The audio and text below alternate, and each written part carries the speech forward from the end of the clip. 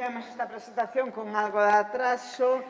estábamos esperando tamén a que se fora congregando tamén o público, pero iso non debería impedir que comezáramos realmente a sesión das conferencias a hora prevista e que sigamos o calendario e o horario que teñen todos vostedes, non?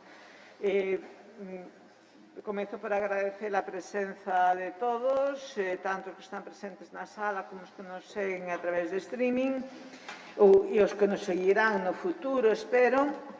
Acompáñame na mesa Xosé Manuel González Ferrán, que, como saben, foi realmente o coordinador do grupo encargado de botar adiante este congreso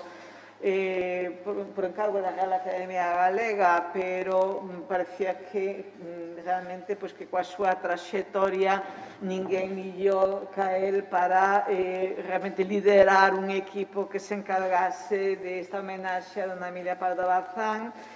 e que, como saben, chega hoxe o quinto día nesta sede do Consello da Cultura Galega. E acompáñame tamén na mesa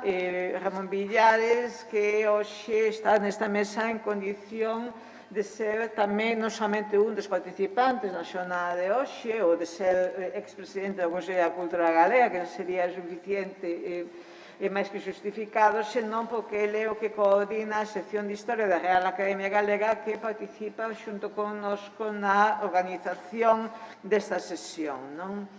Antes de darlles a palabra, en primeiro lugar, o coordinador do equipo científico que deseñou todo o programa deste congreso,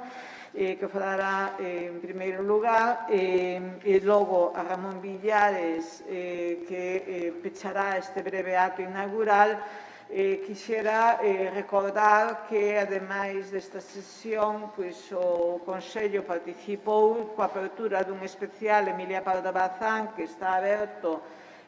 na nosa web desde o mes de maio, en realidade, e que permanecerá aberto cara ao futuro, no que se foron colgando moitos recursos que forman parte do noso fondo e outros que foron feitos para a ocasión. Aí poderán atopar non solamente as entradas de Emilia Pardo Bazán no álbum de Galicia, unha feita xa desde esta perspectiva que de alguma maneira percorre todo o congreso que fixo Susana Guitar, pero tamén xa tiñamos previamente e en conexión tamén coa sesión que se celebrou onte na Universidade unha biografía de dona Emilia desde o álbum da ciencia, precisamente, non? Pero aí atoparán tamén documentación, ligazóns a recursos escritos e audiovisuais, a conexión co proxecto Epístola, porque realmente unha das nosas actividades este ano foi a edición da correspondencia de dona Emilia, que está no arquivo da Real Academia Galega, que foi unha actividade que tamén fixemos en colaboración coa Academia, fotografías, o rescate dos escritos de dona Emilia ou sobre dona Emilia que forman parte do noso arquivo hemerográfico. E aí saliento, por exemplo, a edición que poden atopar digitalizada daquel número fantástico da Festa da Palabra Silenciada con tantos artigos sobre Emilia Pardo Bazán, etcétera, etcétera. Non convido a visitalo agora ou no futuro. Sen máis, doi a palabra a Xosé Manuel González Ferrán. Moitas gracias. Muchas gracias, presidenta. Buenos días a todos. Como ya tuve ocasión de recordar en la primera jornada del Congreso en la Real Academia Galega, la comité organizador de este Congreso, que conmigo forman la doctora Olivia Rodríguez, el doctor Alonso Nogueira y el doctor Díaz Laje, pensamos que, además de en la sede coruñesa de la Academia Galega, que era la que nos propuso el curso y que además es depositaria por legado testamentario de la hija de doña Emilia de la casa misma, la casa fue casa de Pardo Bazán, sus libros, parte de sus libros, porque otros siguen lo digo entre comillas, secuestrados en Meirás, también sus muebles, su archivo personal, muchísimos papeles. Lógicamente tenía que ser la sede fundamental del Congreso. Pero pensamos que también el Congreso tenía que venir a Santiago de Compostela, no porque nosotros hayamos estado vinculados a su universidad, sino porque, como se demostró, por ejemplo, ayer, y como algunos ya hemos escrito y publicado algunas veces, Santiago de Compostela es un lugar fundamental en la forja de la personalidad, en la forja de la obra literaria de Emilia Pardo Bazán. Sus ciudades fundamentales, evidentemente, son A Coruña, que ella llamó Marinera, Madrid, donde tanto vivió y sobre tanto escribió, París, donde viajó con frecuencia, etc. Pero además de esos tres lugares, Santiago de Compostela, sobre todo en un momento determinante entre los 17, 18, 20 años hasta, en fin, prácticamente los años de forja de una personalidad en esa ciudad y en esta universidad, aunque ella evidentemente no pudo ser estudiante, pero su esposo lo era y ella estuvo en contacto con profesores, etc. En esa ciudad se forjó mucho de su personalidad. Por tanto, decidimos que había que completar las jornadas coruñesas con jornadas en Santiago. Y así, ayer, en la universidad, tuvimos una sesión eminentemente universitaria en la medida en que nos ocupamos de la curiosidad científica de Pardo Bazán y especialistas en campos tan diversos como la química, la biología, la pedagogía, la historia medieval, la filología y la historia literaria, el derecho penal y la criminalística, abordaron algunas de las incursiones que doña Emilia hizo en estos campos, porque aunque todos sabemos que su mérito fundamental, su talento se mostró en los cuentos, en las novelas, en el periodismo, en el ensayo, pero también ocasionalmente hizo divulgación científica, escribió sobre temas de criminología y cuestiones penalistas, escribió sobre pedagogía, intentó hacer una historia literaria, escribió una especie de tratado de fundamentos de derecho político, y de todo eso se ocupó la sesión en la universidad, en la jornada de ayer, por parte de especialistas en distintas especialidades. Y el Consello de la Cultura Galega, que tiene abundante tradición en estudios sobre igualdad, sobre género, sobre historia, propusimos, no debo decir diseñamos, porque el diseño fue hecho y muy bien hecho por el Consello de la Cultura Galega, propusimos una jornada que se ocupase de esas dimensiones. Y es la jornada que hoy vamos a hacer, en la que, por una parte, en las sesiones de la mañana, nos vamos a ocupar de Emilia Pardo Bazán en la Galicia de su tiempo, con intervenciones de distintos historiadores, y por la tarde en el pensamiento social y específicamente feminista por parte de investigadores y más investigadoras que se van a ocupar de esa vertiente que cada vez más, y esto hemos de reconocerlo, quizá porque alguien dijo que el siglo XXI será el siglo de la mujer. Si es cierto que el siglo XXI será el siglo de la mujer,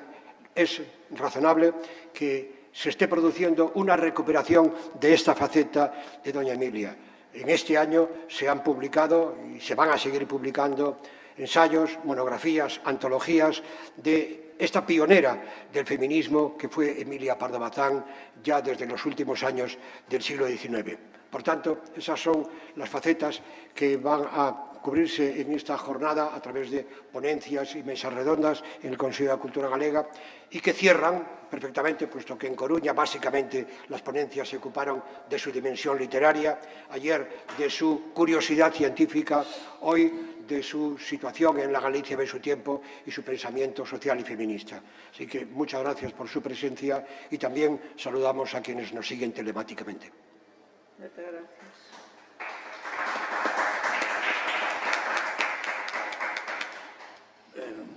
Bon día. Por indicación do presidente da Academia e acollida da presidenta do Consello da Cultura e do presidente da Comisión Organizadora deste Congreso, falo aquí, dame a oportunidade de dicir unhas palabras no sentido de a colaboración da Academia con este Congreso e nomeadamente neste caso. Bueno, a Academia está, evidente, pois, vinculada estreitamente á figura, á familia e á memoria de Emilia Pardo Bazán. Na súa sección de Historia, que agora presido, estuvo moito tempo rexida por Xosé Ramón Barreiro, que, ademais, daí saiu unha das iniciativas que a Academia tomou neste século, principios deste século, que foi a revista La Tribuna, unha revista dedicada casi en exclusivo, por non decir exclusiva, á figura, a biografía e a obra de Emilia Pardo Bazán, por tanto, máis alá do que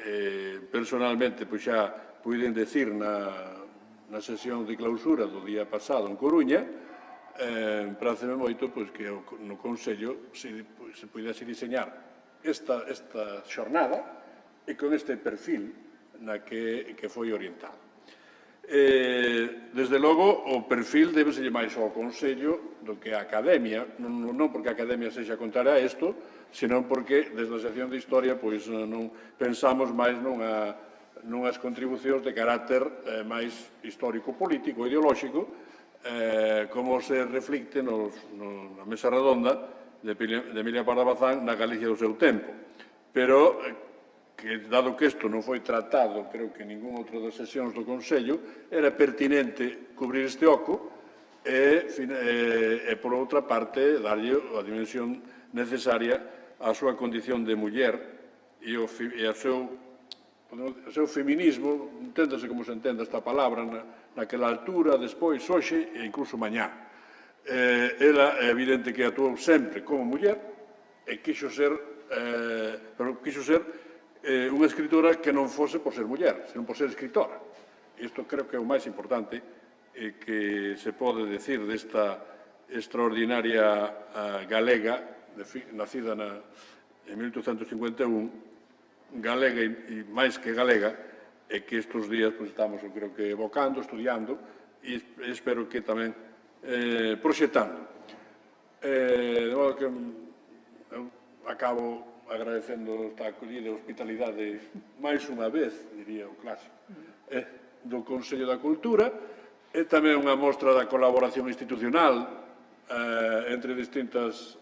ámbitos que son converxentes pero que teñen a súa propia identidade. Me parece moi feliz esta idea. Desexolles a todos que espero que sexa productivo para todos, e desexolles aos que son de fora pois unha boa estadía, e faremos os que vamos a intervir. Non podo falar en nome de todos, naturalmente, pero vamos a fazer o posible porque isto saia ben e que este á altura, non diría de doña Emilia, pero polo menos para que ela non nos refugue a nosa posición, as nosas aportacións e a nosos relatorios. Bon día a todos e a todas e que bon traballo. Moitas gracias.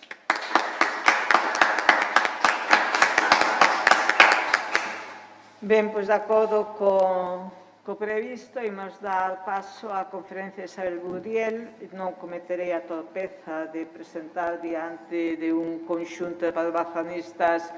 a figura de Isabel Gurdiel, simplemente decir que, aínda que o que estaba previsto inicialmente era a súa presencia, como xa fomos anunciando a todos os inscritos e inscritas, ela, por razóns de saúde, non pode estar hoxe aquí, pero si o que fixo foi gravar anticipadamente a conferencia. Non é videoconferencia, senón realmente unha grabación dunha conferencia que foi efectuada hai algo máis dun par de semanas e que o que imos proxectar a continuación. Moitas grazas.